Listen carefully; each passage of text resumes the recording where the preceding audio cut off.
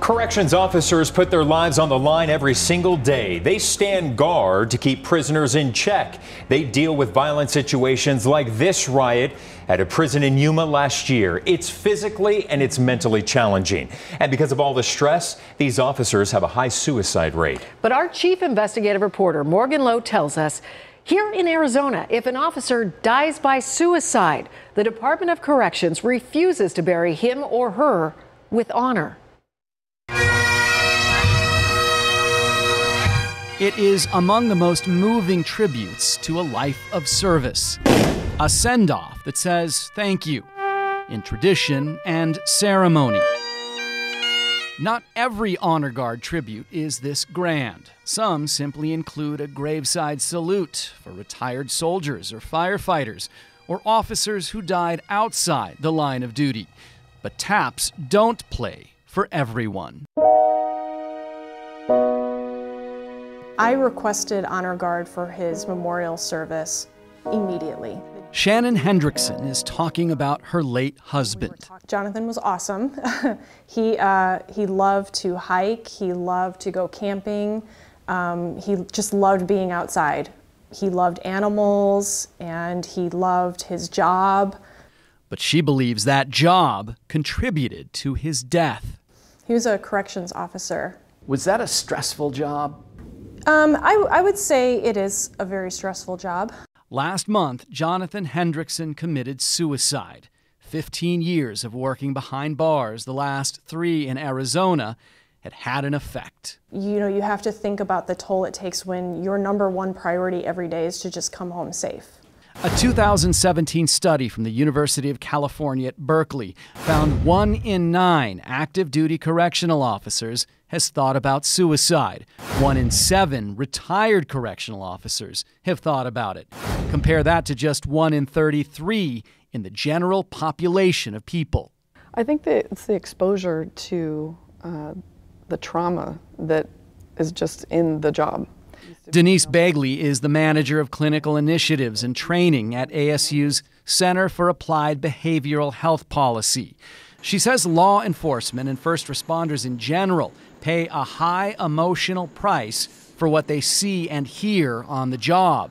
It doesn't seem like suicidal thoughts or depression are really considered sort of work-related injuries. Should they be? I think what we're seeing now, there's a trend to start looking at it that way. Phoenix Police and Fire offer an honor or color guard if a current or former employee dies by suicide.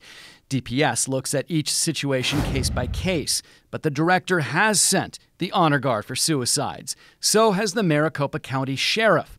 The military offers honor or color guard after a suicide, but the Arizona Department of Corrections does not.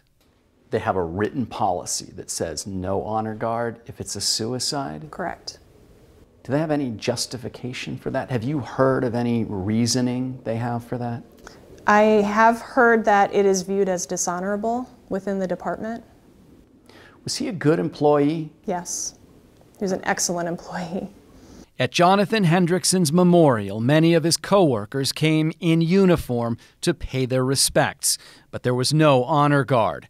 The acting DOC director wrote to Shannon, "The men and women of the Arizona Department of Corrections will continuously honor Officer Hendrickson and all our comrades laid to rest by wearing the badge every day."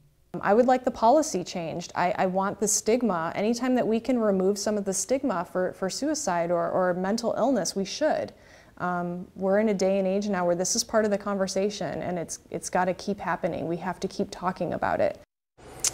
A spokesman for the Arizona Department of Corrections sent a statement that details the mental health resources available to employees, but he did not explain why the honor guard policy on suicide exists. He said the new DOC director was not available to answer our questions. Morgan, you reported that this is a real problem for corrections officers across the country. But do you know how many Arizona correction officers have died by suicide? No, because the DOC does not keep track of those statistics. Wow, they just don't track that. So when you're talking about the other departments, they seem to view this more as a mental health issue and not an issue of honor. even life insurance companies now will, for the most part, pay out a policyholder if they die by suicide. It shows you that society's view on this is changing, just not with the DOC. And again, the DOC has the power to change this policy. This is a policy, not a law. They could change it tomorrow if they wanted to. We will see if they look into that. Morgan Lowe, thank you. Chris and Morgan.